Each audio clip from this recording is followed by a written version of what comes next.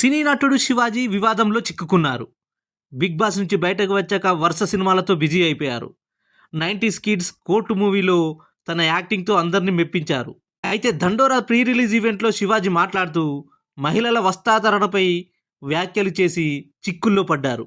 హీరోయిన్లు దరిద్రమైన బట్టలు వేసుకుంటే మనమే దరిద్రమైన పరిస్థితిని అనుభవించాలన్నారు.